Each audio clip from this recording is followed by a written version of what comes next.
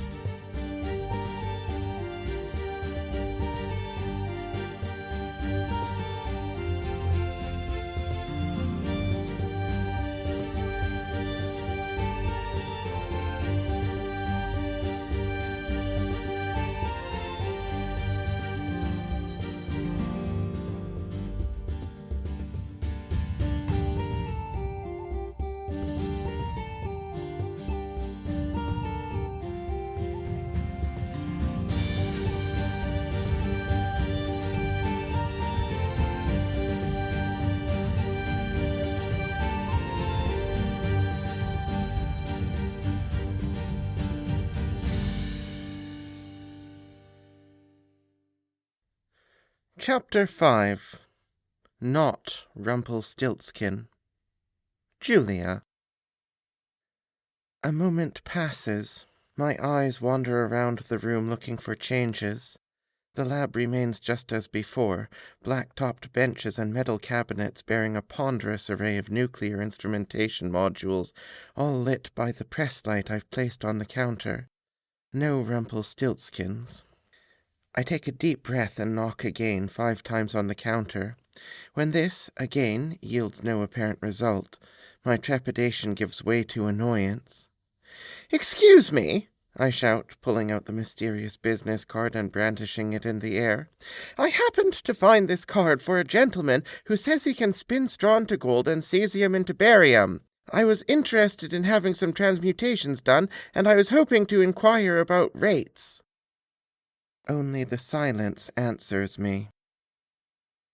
I throw the card down on the counter with a soft slap and rest my chin on the knuckles of my left hand. This is no way to run a business, I mutter. All this way, I think. All of this hesitation. And for what? He's not even here, and why would he be? No one else is. I scowl and take the card up in my free hand. Maybe I have the wrong room, I sigh. Maybe you have the wrong life. I stand suddenly rigid. The voice is a playful, taunting sing-song, and it originates mere centimeters away from my ear. I spin around to face my interlocutor. He, for his appearance, is just on the masculine side of androgynous, is tall and slight of build with violet eyes, a tangled mess of fiery red hair, and skin ranging in color from silver to gold at the highlights.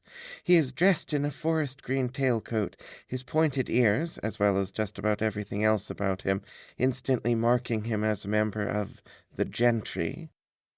I search in vain for words.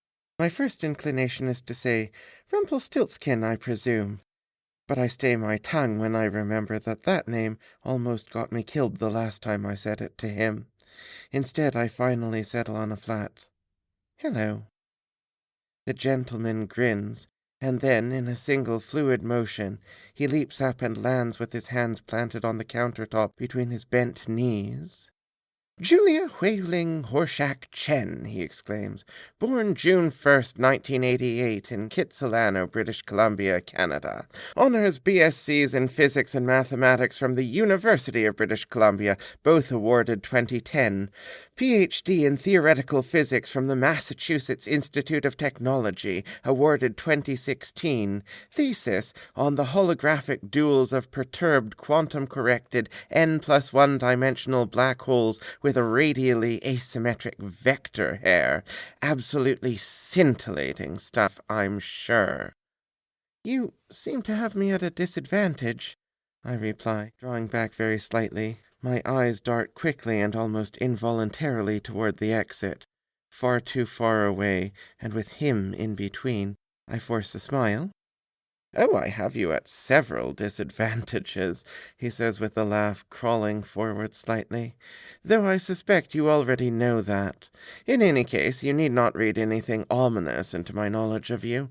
I simply read your CV in the department secretary's office. I make a point of knowing all about customers before they walk in my door, and you've been walking in, hesitating, and leaving without summoning me so many times over the past few days that I was almost getting offended. I do hope I didn't make too bad of an impression on you during our earliest encounter." "You mean when you tried to kill me?" I say levelly. He draws back a few blessed centimeters. "That was an overreaction on my part. I'm afraid I become a bit upset when people demean my profession through comparison with that silly Rumpelstiltskin legend." I cough. "You object to that whole trafficking in firstborn children thing, I suppose." "On the contrary," he says, leaping back down to the floor and standing up to face me, "I accept many forms of restitution, including children of all ages. What I object to is this notion that we oar spinners are so easily swindled." At this pronouncement he smiles with teeth that I at first take to simply be gleamingly white, before noticing that actually they're made of diamond. "Well," I say, straightening out, "I'm not here to swindle you." "No," he chuckles. "You came here to bonk me over the head with something heavy, didn't you? Or did you suppose I didn't notice that rather large cast-iron utensil you had on your person when you came in yesterday? Where is it now, incidentally?" I feel my face burn with embarrassment. Carrying a frying pan with me into a potentially life-threatening situation had been a damned silly thing to do, especially given that I have no actual evidence that cast iron is proof against the gentry. And yet carry it I did, more as a good luck charm than anything. "It's in the bag," I say. Lying doesn't seem like a good policy at this juncture. "Ah!" the gentleman exclaims. With that he reaches into my backpack on the counter, produces the skillet with a single pale hand, and swishes it casually through the air like he's taking a practice swing with a badminton racket. "You know," he muses, "it's remarkable that we fairies manage to take over the world, given that we can apparently be defeated using common household cooking implements." He grins and proffers it back to me.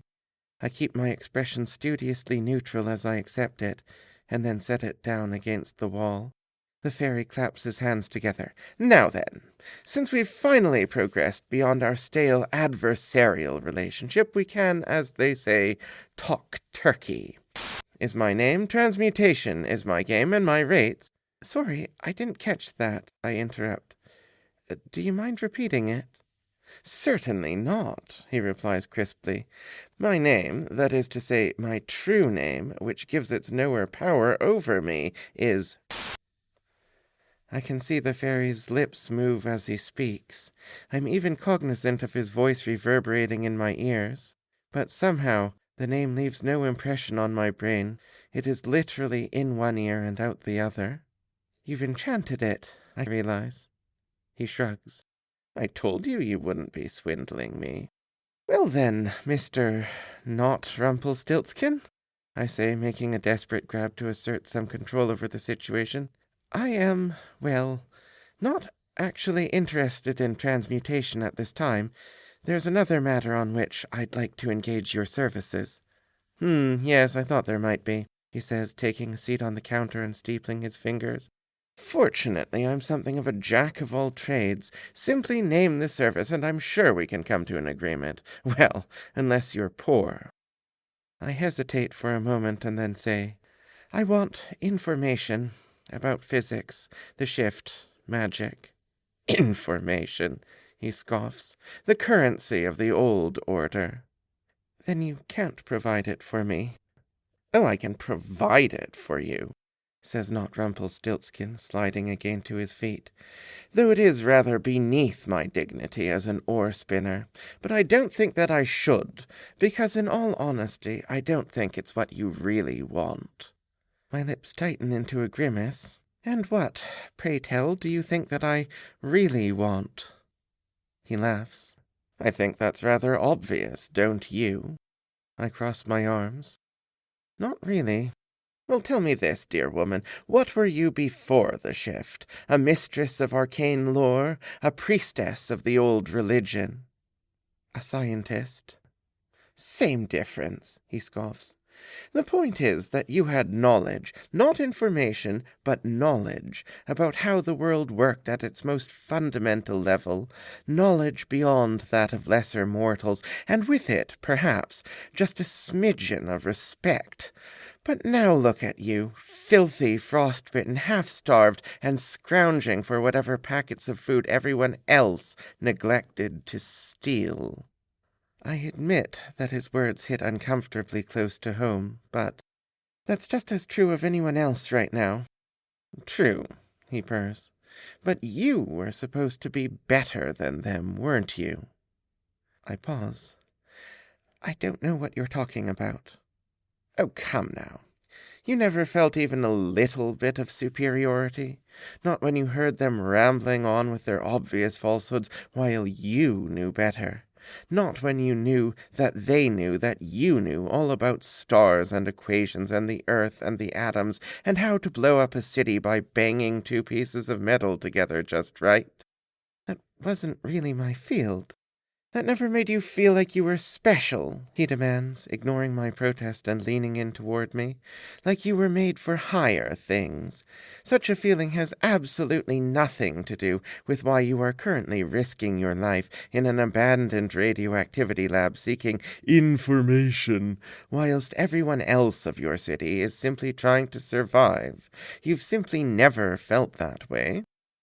I hesitate, just an instant too long. No. Never. He chuckles. Your kind lies so readily. I do envy you that. He turns away from me in a flourish of green coat-tails. Very well. You shall have your information, if it's what you want so very badly, though I do, of course, charge a modest fee. I raise an eyebrow. How much? The standard rate, he replies, looking over his shoulder, is 1 year per question answered. I don't understand. It's quite simple, really. Every question you ask, which I will answer fully, truthfully, and to the best of my ability, will cost you 1 year off the span of your life. I open my mouth. What? He shrugs. 1 question, 1 year. What could be simpler? No, but you mean like indentured servitude, or... Hardly. No, I shall simply take 1 year from you, a quantity of subjective time. I'm sure that it has resale value somewhere. I wince.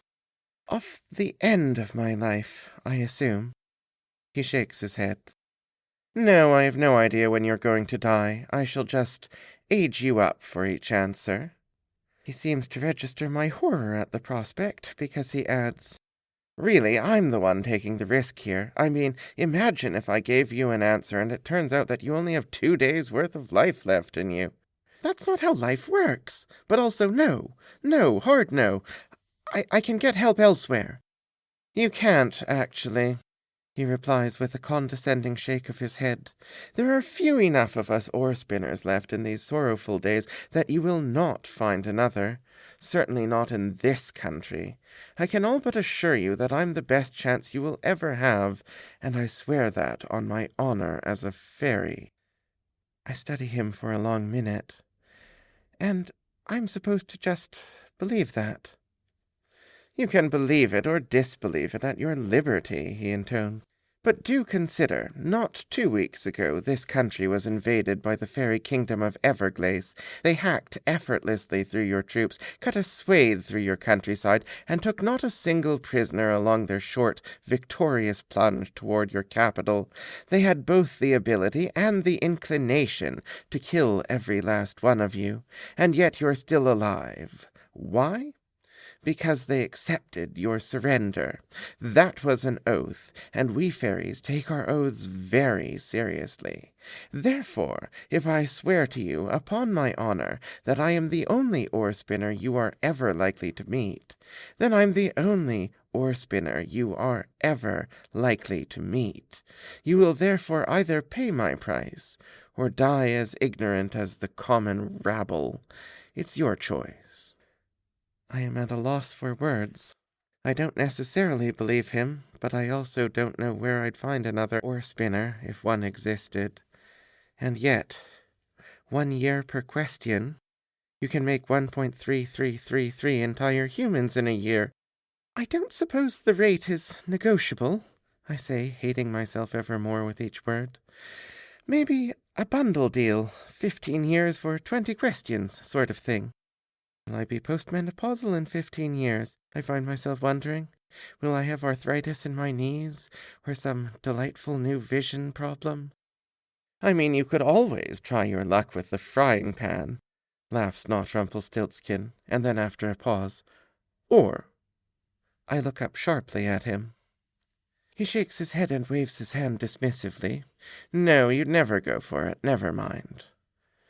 I am well aware that I'm being played, which makes it all the worse when I find myself asking, "What?" Never mind, it's not important. Oh, for fuck's sake, tell me what it is. He smiles and gives me a look like a cat amongst the pigeons. Well, there's always the possibility of apprenticeship. It takes me a second to satisfy myself that I heard him right. Apprenticeship, I echo, as in... Apprenticeship as in apprenticeship, Not-Rumpelstiltskin retorts. Spirits, woman, I thought you were supposed to be clever.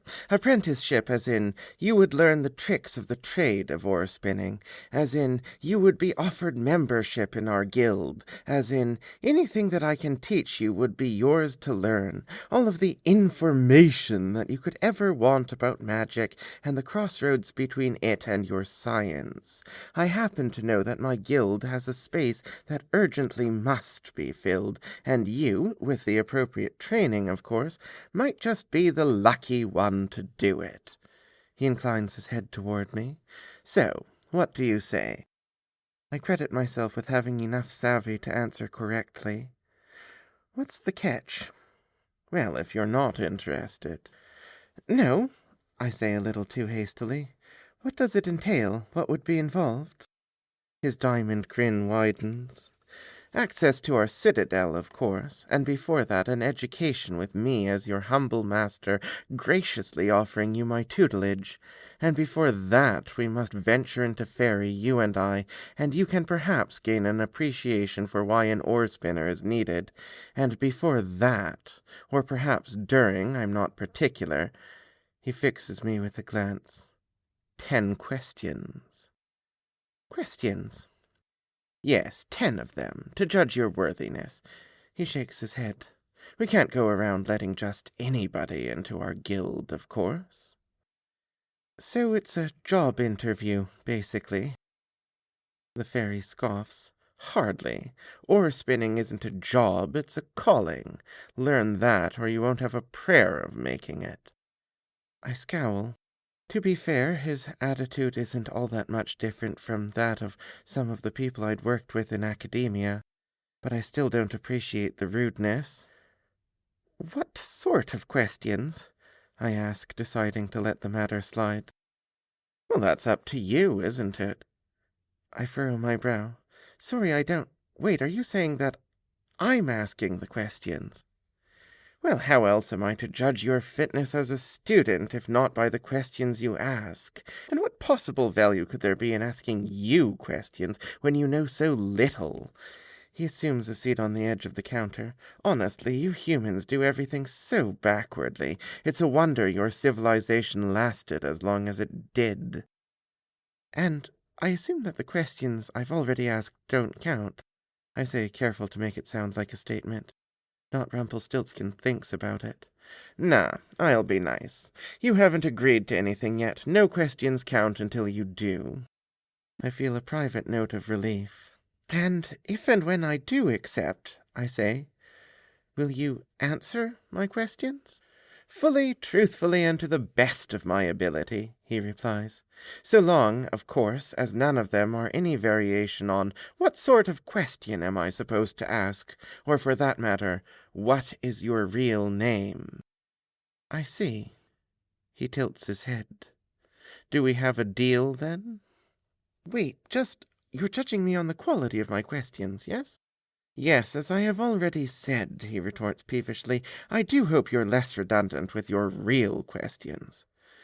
Okay, but what happens if you judge me unworthy? Ah, yes, that. He smiles and shrugs beatifically.